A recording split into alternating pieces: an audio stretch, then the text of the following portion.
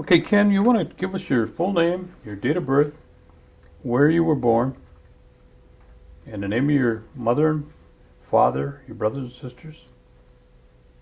Okay, my name is Kenneth Lawrence Hill. My mother was Rose Summers, Richard Summers' daughter. And my father was Whitney Hill. And I had a stepfather, Charlie Ellum, who raised me, and two half-brothers. One of them was killed in the Navy, and the other one just retired from Maryland. What were their names? Edmund Ellum and Charlie Ellum. Okay. Now, do you remember your grandparents at all? I remember my grandparents because between between the Hills and the Summerses was like the Martins and the Coys, or what do you call it over there. The only time I could see my grandparents on the hillside is when my uncle Julius Summers took me over there and he made off like if I was going hunting with him. See, then I'd go over and see him. Otherwise I knew both of them. Lucius Hill was my grandfather on my father's side, and then Richard Summers on my mother's side. Okay, what were your grandmother's names again? My grandmother's was Electa. That was on the Summer side. On the hillside, I don't know. I don't remember. Okay, Electa, what was her maiden name? Summers. Oh, House. House. House. Okay. Now, did you spend any amount of time with your grandparents? Well, my mother divorced my father soon after they got married because he was doing nothing but drinking, and but he was also a pitcher around here. That I guess he got into the big leagues one time, but he didn't make it. And then my mother remarried Charlie Ellum. Charlie Ellum raised me from the time. But I stayed with my grandmother too. In fact, my grandmother could only speak Indian, so she spoke Indian to me, but she didn't want me to speak Indian, but she wanted me to understand, and I did. So I understand everything right now when anyone talks. The only guy I can't understand is Lloyd Schuyler. Did your grandmother ever tell you why she didn't want you to? Yeah, she had heard that we were being treated wrong. See, I went to when I was only 5 years old. They already sent me to Wittenberg to school, and when I went to Wittenberg to school, that's when I found out that what you hear and read and hear was really true about standing in a corner. You can't speak Indian. You can't do this. You can't do that. Yeah, that was true. So she heard about that and pulled me out of the school and sent me to a white school. Yeah. Now, and then when I was with my grandma now. Now when my mother remarried, they came after me right away, and then I went to the regular Trout Creek School just right by my house, okay. 3-4 miles. Yeah. Now, where was your grandma? Where did the family reside? Where's the location? Well, to give you a good idea. First of all, we had our own land. We bought it from Jake Smith. We had an acre of land down by Pampern Park. The Tom Ellum, it was in the paper the other day here, but they got it all messed up. It was that's where I was raised, right there with Tom Ellum on the farm. We had a cow and a horse and pigs and chickens and all that kind of stuff there. But it was on the reservation. Well, that was on this side of the creek then, or the other side? On the east side or the west side of? It was right off from Jay just before you get into Pampern Park, the west entrance of Pampern Park. Okay. There's a house on the left-hand side, just built right now. Incidentally, when my mother and father both died, well, then the place was there, but I didn't want it, and so I gave it to my little brother, Edmund, but he's from Maryland. So he took it and he sold it. He sold it to Whiskers or something like that, some wizard. He sold it to them. But it was right there, just as the west end. When you go into Pampern Park, you look over, there's a new house built there now. There was a log house before there. In fact, all of them houses in that area was all log houses, but you couldn't tell it right now. That's by that Indian Trails yeah, across the street. they've covered it all up. Right on J. Okay. Now that's where your grandma lived, and you lived with her? No, my grandmother lived out from 54 between Double J. Well, what's that big? It belongs to the Oneidas now. Is DeCaster property? DeCaster. Yeah. Out there, across from DeCaster's, out in that big field, there used to be a big barn, a house out there, and a barn out there, and everything, and that's where we lived in. Okay. That was with my grandmother. Yeah. Okay. Now,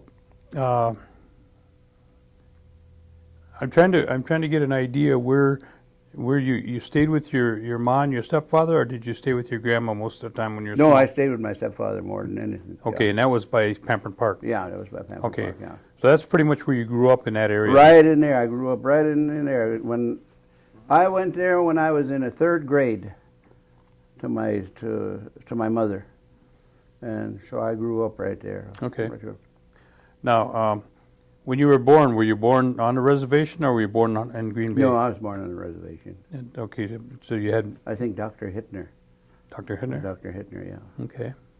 Okay. Now, were you the oldest, or where were you in the family?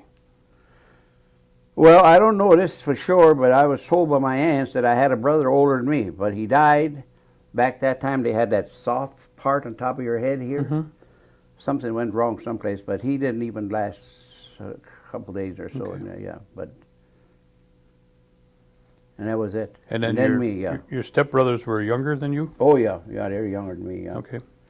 But Now- they're retired too. They're not that, but the youngest one, Edmund, he just retired here about 3 years ago. So they're not really that young Mhm. either.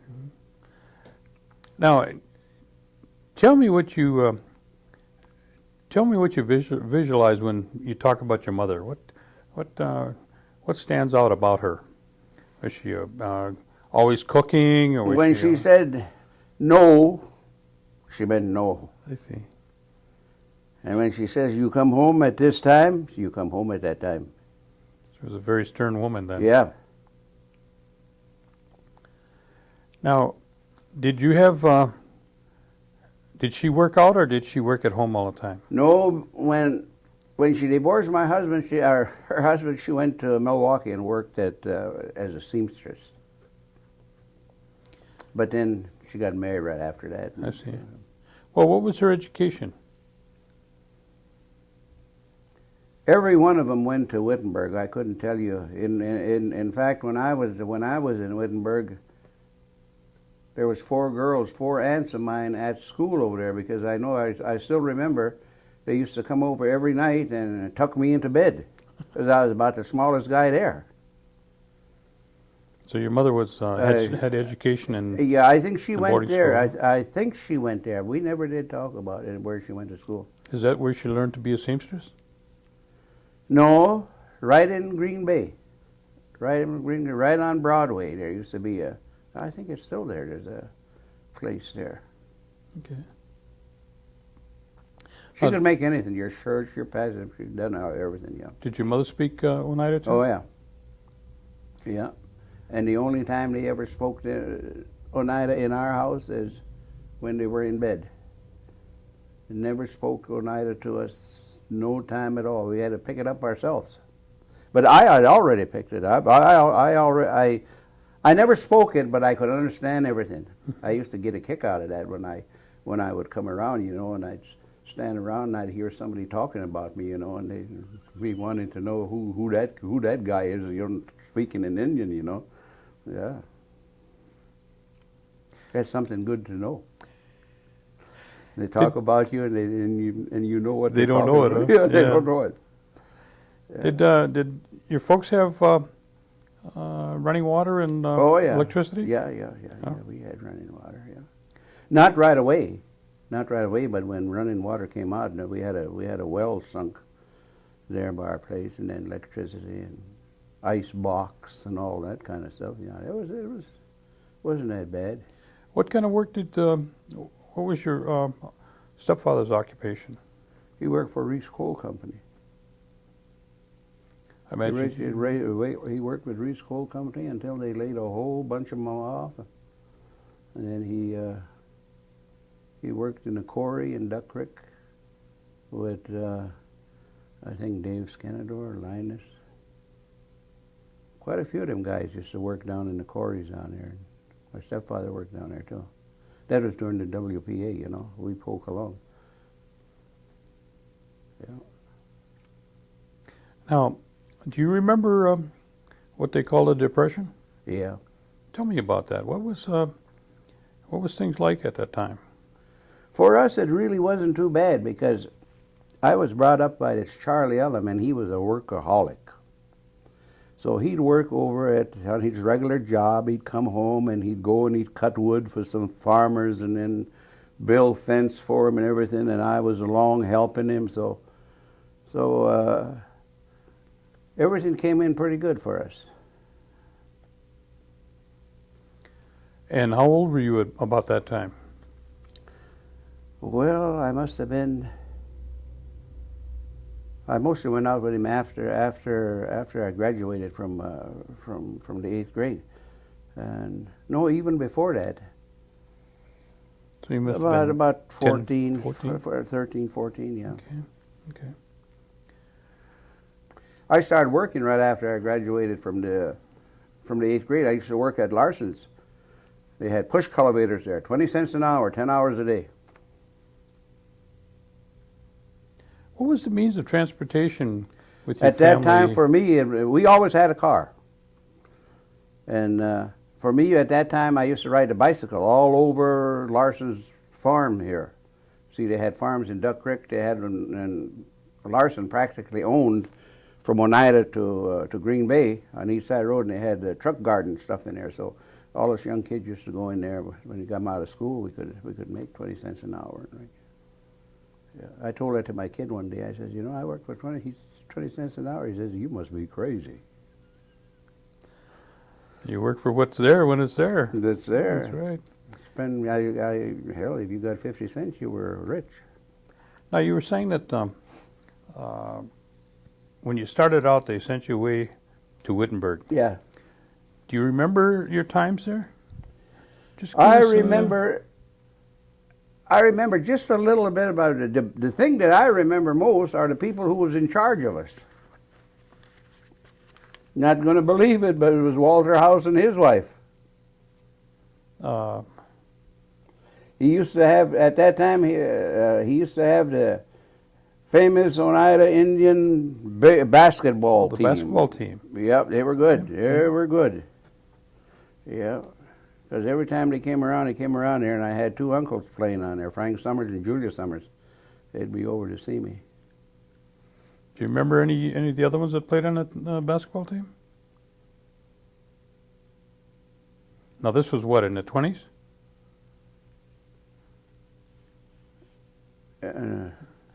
Yeah. No, 20s. Pretty close to the 30s. Pretty close to 30s? Okay.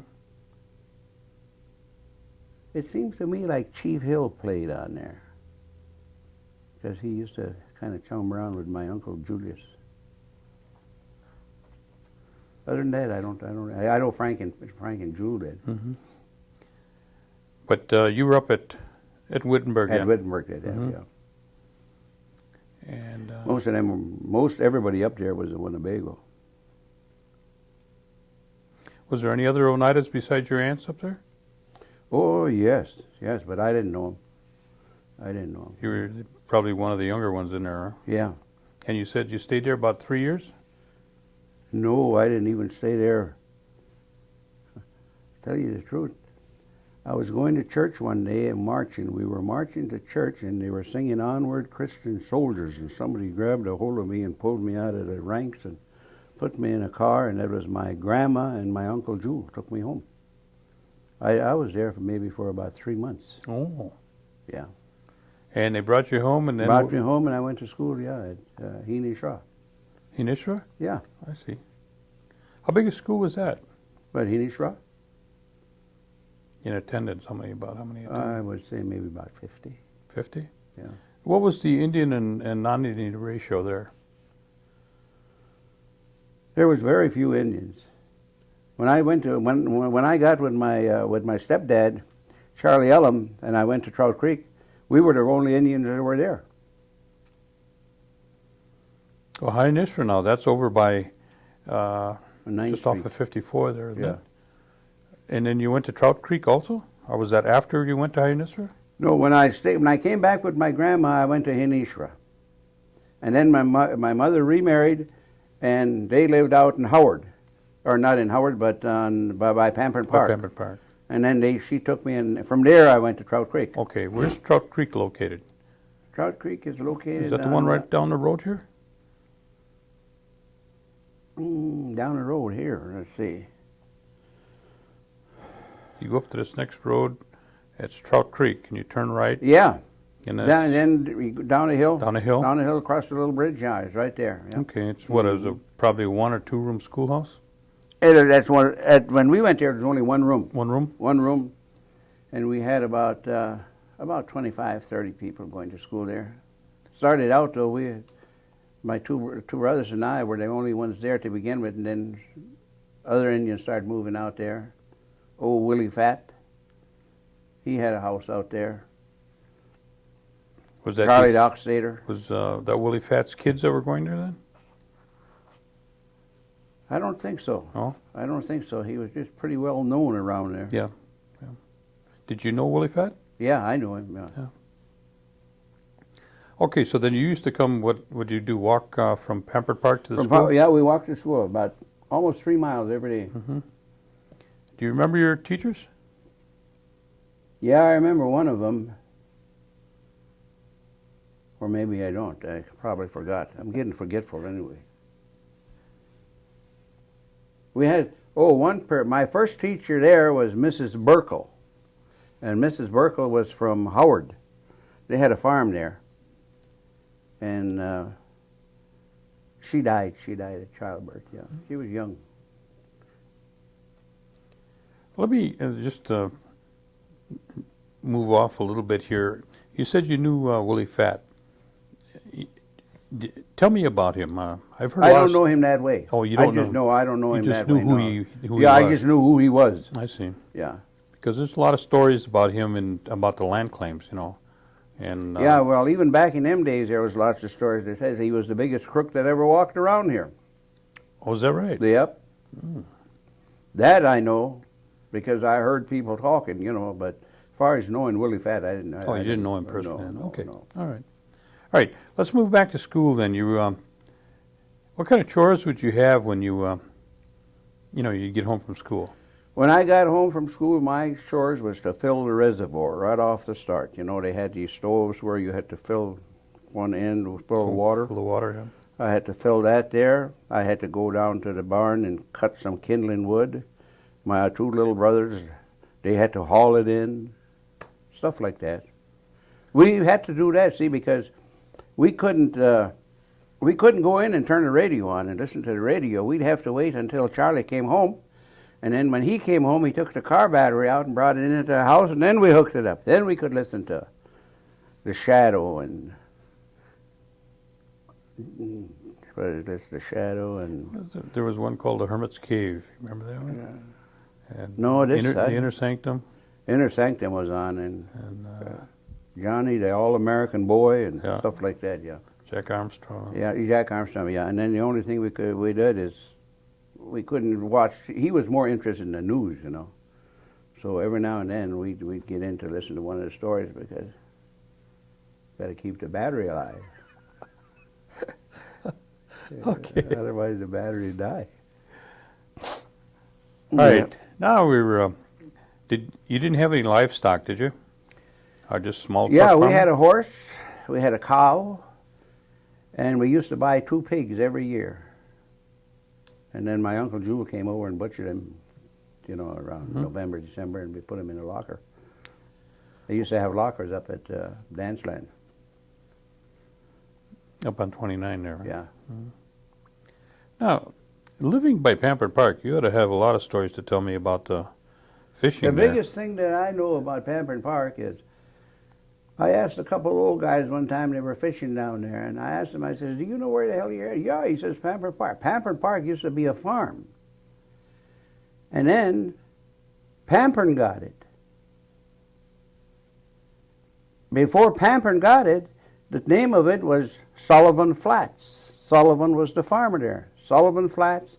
And then when Pampern got it, the first thing he done is he put in that little dam, the first little dam. And that was more or less for the golf course too, because the golf course was putting in 2 little dams like that too at the same time. They're trying to, it was dry season. They were trying to hold the water up for the golf course, see? So they put the little dam in there. And then he put the big dam in and cut off everything.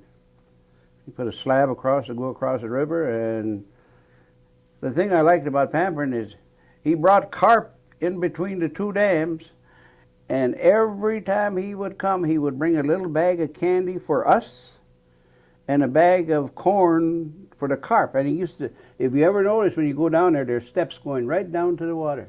But he used to kneel down there and feed them carp a kernel of corn at a time, and they'd just come over there and they were, yeah.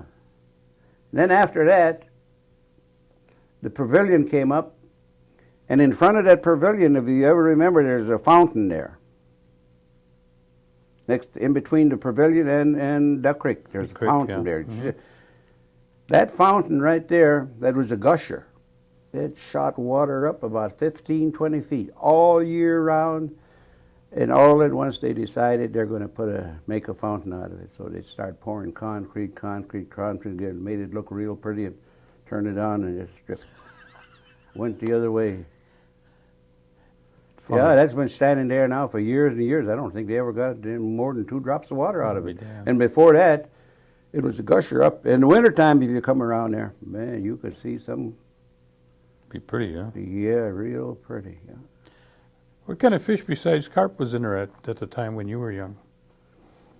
Oh, when it came to fishing, there was nobody fishing in Pampern Park. There was nobody fishing in Pampern Park. They were up? Just up from Pampern Park, across the bridge, you know where the big bridge is? That long place, water there is all around your chest high. And them guys would go in there with drag nets. There was no dip nets. They were in there with drag nets. And I remember one time John Stevens, a muskie got in there, and he was going to go get the muskie out, and he get him out when they were dragging him. He took him right under the water. Oh yeah, there was everything, all the fish. Before that, where they used to do a lot of fishing is down by Ninham. Ninham there on where all that rapids is coming through there. You mean right down on Overland Road there? On Overland Road, yeah. There was a lot of spearing going on there. You could go down there and you'd see nothing but lanterns all over. But then after they put the dam in now... Then they couldn't come up then? Yeah, they couldn't come in. Then they start going down in Pampern Park. I see. Then they start fishing in Pampern Park, yeah. Because I heard stories where they would take a horse and wagon and go right into the creek and... catch suckers. Jake Smith used to bring his horse, a wagon, and these guys were fishing, and they pull him out by the dragnet, and he'd take them in his wagon, he'd take them home and put them in the north spreader and go out in the field. Oh. And not only that would he do, but his wife, him and his wife were German. They canned them, they pickled them, they fried them, they boiled them, and they dried them. Yeah, they done everything. Just the same as the Indians. Same as what we were doing, yeah. Your folks do it that way too? Yep. Yeah, my mother. Did you know Big Bill Cornelius? Yeah, I knew Big Bill Cornelius. Yeah. I know I'd go over there. He's quite a fisherman. He eats any kind of fish, that guy. Him and his brother Aaron. Yeah, he was. I used to go over there, and he'd have underneath his bed, he'd have a box. And that's where he kept his fish, in the box. And he'd pull that out, and they're all dried. Yeah. And then he'd throw them in some, he'd give me some, or he'd throw them in water, and they'd just come right back. Yeah. And I ate a lot of dried fish years ago, yeah. And he'd have, like, on the line, clothesline, he'd have them all hung up on the clothesline. Fish looked like stockings hanging out there, Yeah. Yeah. But now, do you know anything about, they used to call it suckerhead soup. Did you ever hear that? I never heard of the suckerhead soup unless it was, I ate suckerheads. Everybody used to eat suckleheads. How did they do? How did they do that? How did they cook them? The only thing I think you had to do was you had to get the gills out. Get the gills out and boil it. Boil it in salt water or garlic or something like that. Yeah, but I know I watched my mother clean them. She pulled them breads things out. She had to get out. Why I don't know. And then you did a lot of drying and pickling. Yeah. But I didn't have nothing to do with that, or my dad neither. But it was always my mother done everything. Even when I got to started killing some game, pheasants, sun rabbits, and that she done the cleaning. She skinned them and everything. But the fishing, there was quite a few people that were fishing at the time, no? Back at the time when they started fishing down in Pamperin Park, now there was about 3 guys that were always there more than anyone else. That's Howard Hill. Remember him? Doc Hill? Howard. Okay. Kenny, I think it's Kenny Hill's uncle or his brother. They used to call him Doc Hill, didn't they? I don't know. I never Tall, heard that. thin guy? Yeah. Used to work in the woods quite a bit? Yeah. Okay, yeah, I remember him. Yeah. He was one of the first ones there, plus Tony Stevens and John Stevens. I don't know if them guys are living yet. I know Howard's gone. I don't know about the Stevens boys. What about the Jordans? Did they fish a lot? Was it Earl Jordan and? No, there was Earl, Nick, and yeah, there was about 4 of them. Yeah, they done some fishing. Yeah. What about hunting? Did you do quite a bit of hunting? Only small game. Yeah.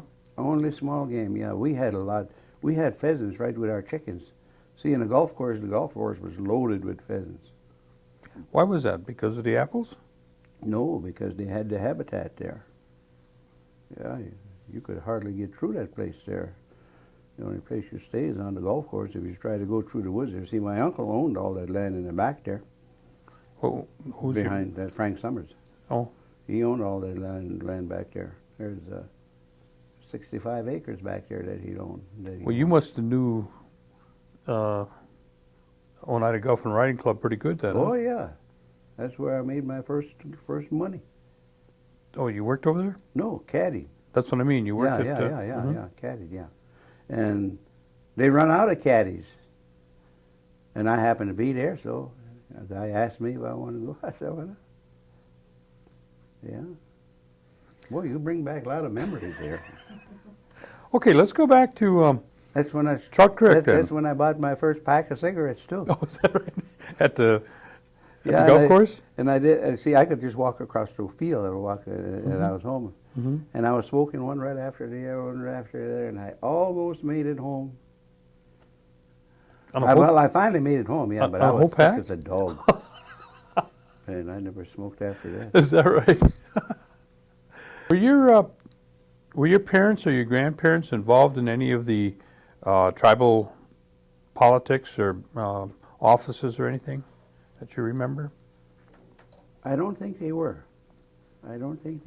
Okay, did they talk about the New Deal at the time? Huh? They talk about the New Deal? Yeah, I remember them talking about the New Deal. And I think Charlie was involved with the VFW, but not from Oneida. I don't know if he even had a VFW then, because he belonged to the ones in Green Bay. Well, he was a veteran of First World War then? Yeah, First World War, yeah. Did he ever tell you about his No. You don't know what he served in, huh? Served in the Army or the Navy? He was wearing, I really don't know, but he wore one of them campaign hats they had, you know, like a cavalry officer or something. Okay. Yeah. And that was Charlie Ellum. Charlie Ellum, but Yeah. he was a First World War veteran. Yeah. Okay. Okay. Where did your grandparents attend church? At the Episcopal Church. Episcopal Church. What about your mother and dad? Yeah, same thing? place. And In yourself? fact, we had my grandpa, Tom Ellum, the old Ellum. He walked the church from where we lived clear up to the Episcopal Church. And he'd start out about 4 o'clock in the morning.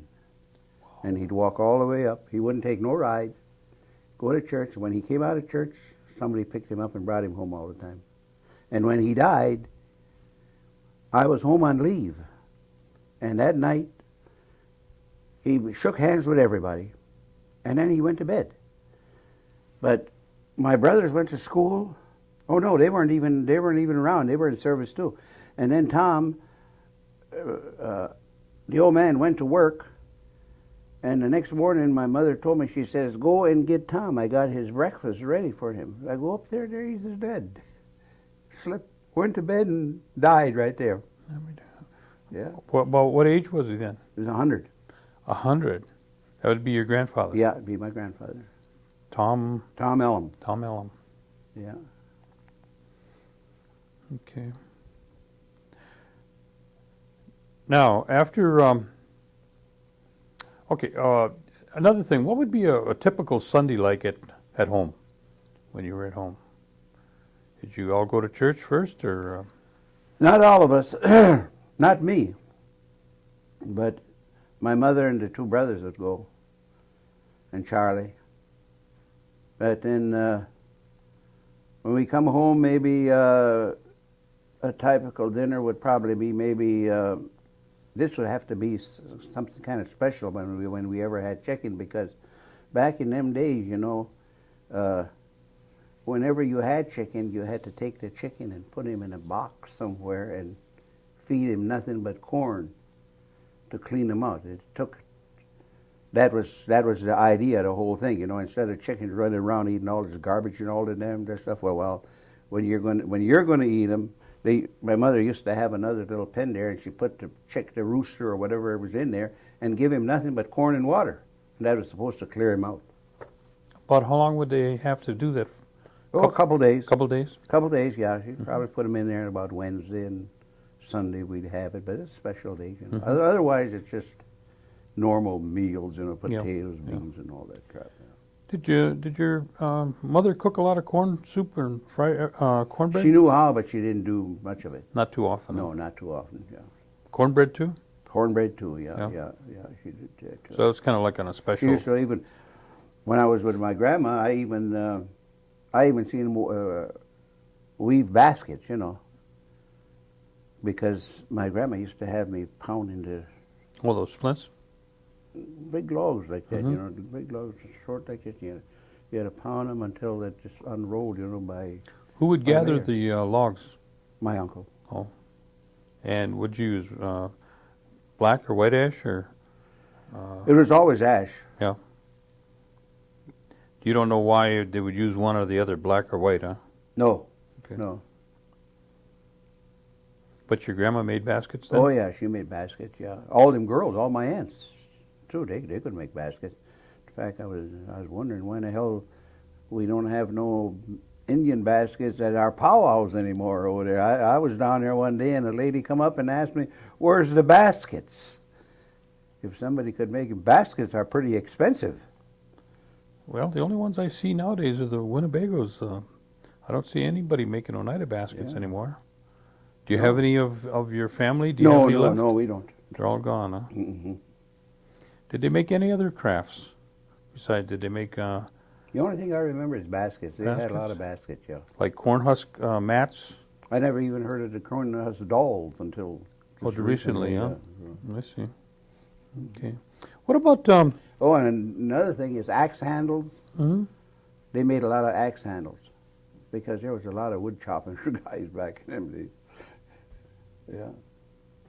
Those are all made out of what, hickory?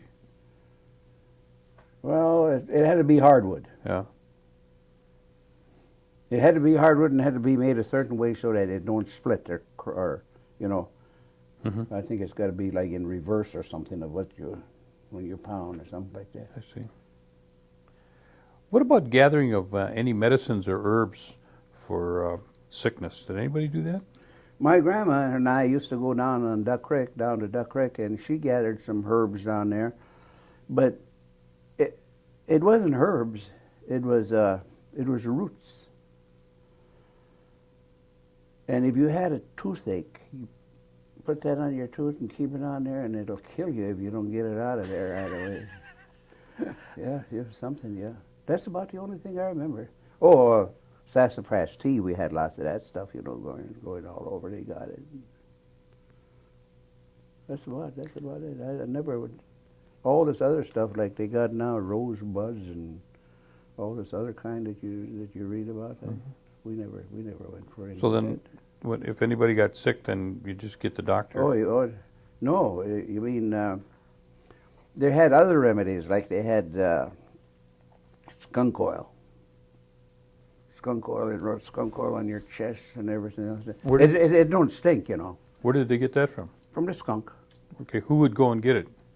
Either my grandpa or uncle or somebody, whoever. They were trapping them too, because you got a bounty on them. See, yeah. So yeah, and then they'd have this kind of skunk oil, goose oil. Goose oil was for the ears, but if you had an earache, it was goose oil. And it's gone. Did they ever tell you how they catch the skunk? You know, so that they didn't get the smell? I think most of the time they were trapped. They were trapped and they threw a bag over them or something and carried them in a bag. I see. Yeah. Because I had heard a story that if you catch them in their hole, that they won't give off the odor. I don't know if that's true or not. But I thought maybe you knew.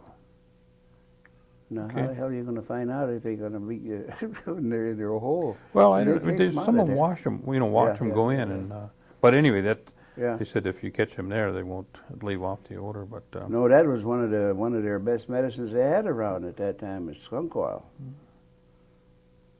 now you have to catch it when you run them over. What was holidays like? Tell me what a Christmas would have been like. We had a regular Christmas. The only thing back in them days, you know, you had these little, what you call, with your candles standing in there, you know, all over the tree, all lit up. And now, people catch on fire with electric lights. Yeah, And back in them days, you know, we had them sitting all over on the tree. It seemed like it'd be pretty dangerous, wouldn't it? Back in them days, I guess it wasn't, but Of course, you probably only had your tree up for a couple days, huh? we It put was, up our it was green, I imagine. we put up our tree to Christmas. Eve. Let's see. We went to midnight mass, come home and put up the tree. Okay. Two brothers went to bed, and I helped. I was bigger than them, so we put up the tree. You were Santa Claus, huh? Yep, put up the tree. Had everything hid in the house. Yeah. Was there a lot of people in those days at midnight mass? You couldn't get in. You couldn't get in. There were so many. They were all seated down and around all over. What about? What I don't understand about church right now is we don't have no young people in church. That's true. No young people whatsoever. What about the choir? Did they have a choir then? Did they have a choir? I think your ma and my aunt, Vera Keeble, and King lady, what was her name? You could hear them over everybody else in church. They could sing. Yeah, they could really sing. Did you ever hear them sing the Te Deum? No. No. What about Easter? Did you go to church much on Easter? Yeah, we went to church on Easter. Had Easter eggs, but we didn't have them colored. But my grandmother had two. Even my mother had two kinds. She had the boiled and then the fried for the day, you know. What about the holy water? Anybody ever talk about the holy water? Oh yeah, we used to always have a jug up there for holy water. Yep. Tell me what that was about.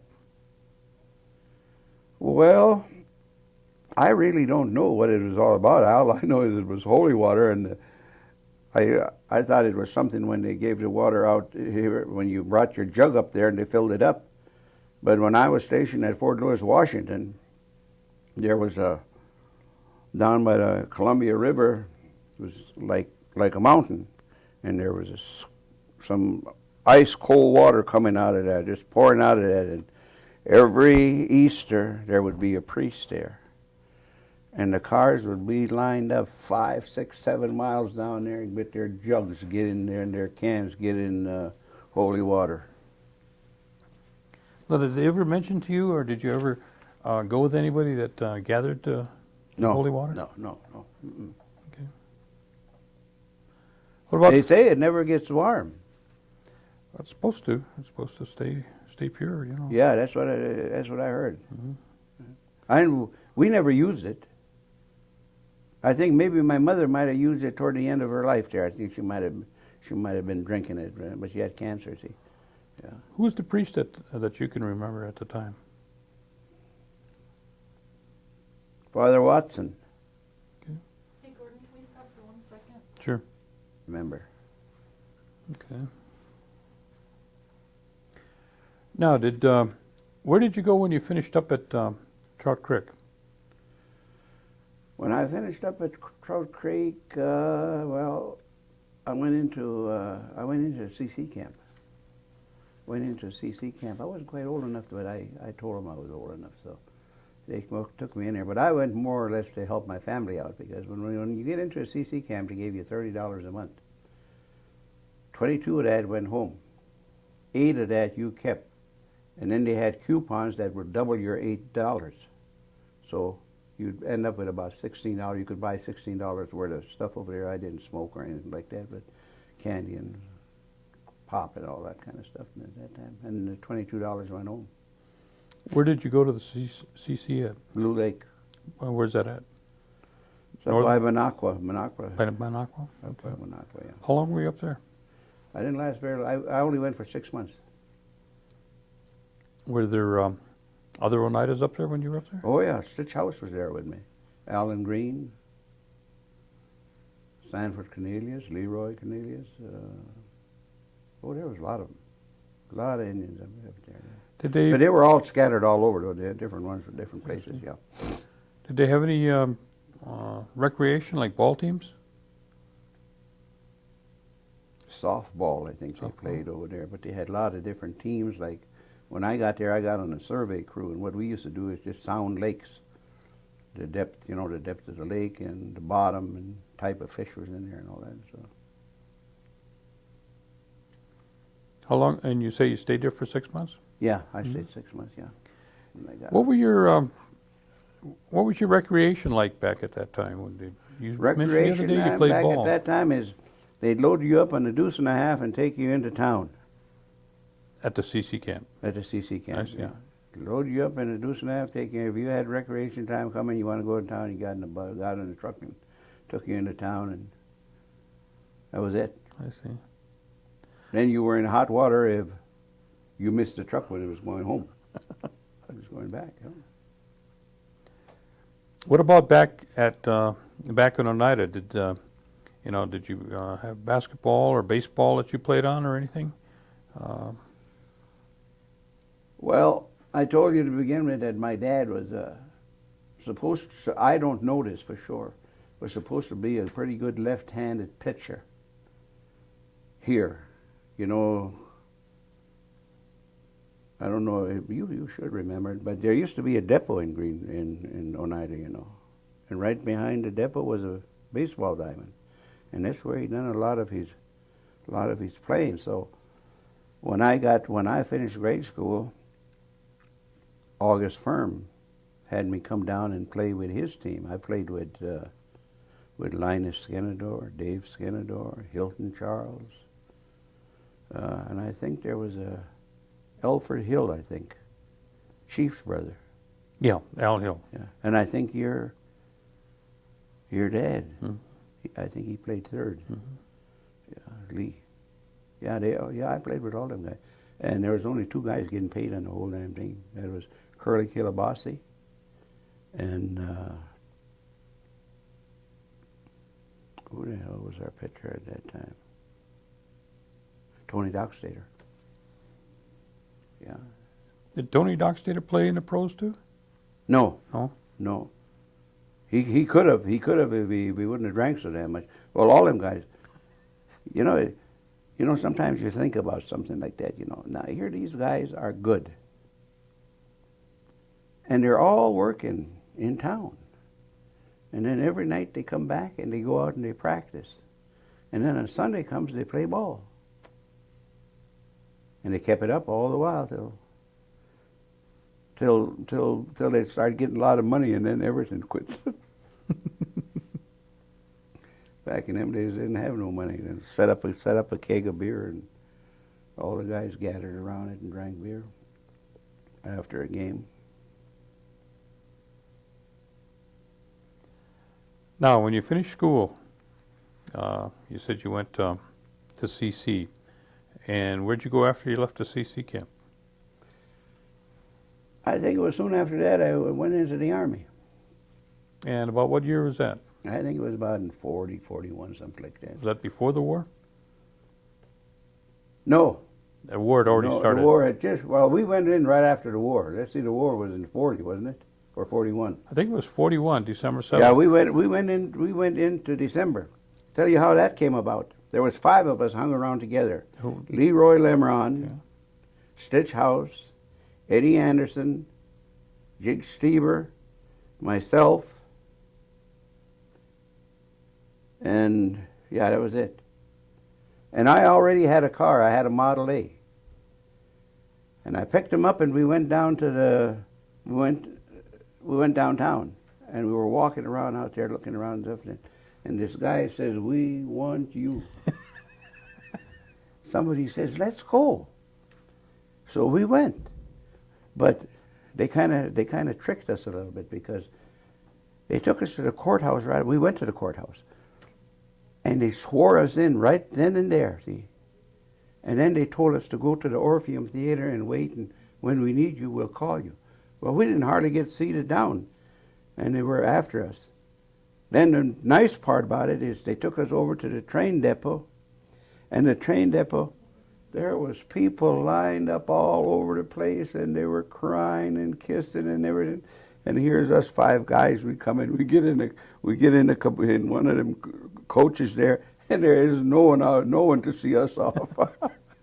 It was funny. Oh, you never went home? No, we You never went home. I left my car parked in a 45-minute parking place.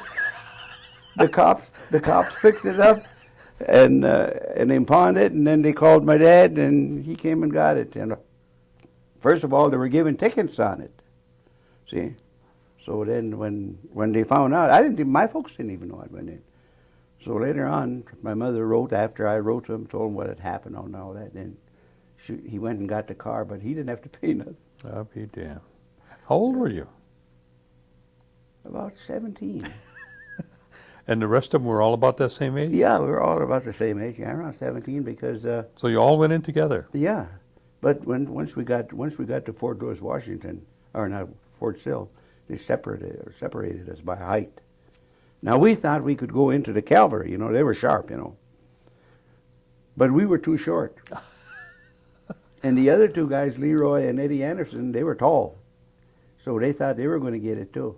But they didn't make that either. They got all the mules, you know. They had mule packs back then. Yeah. And what happened to you? I went into the artillery. So did Stitch. We both went into the artillery. Yeah. Now, you went from Green Bay to Fort Sill? Yeah. That's where you had your basic training. Yeah, I had my basic training at Fort Sill, yeah. And then they put you into the artillery from I there? went into the artillery, and then, yeah, that's when I started I stayed in the artillery then. And where did you get your training for the artillery? I got all my training right there Mm-hmm. at Fort Sill. Then I was assigned to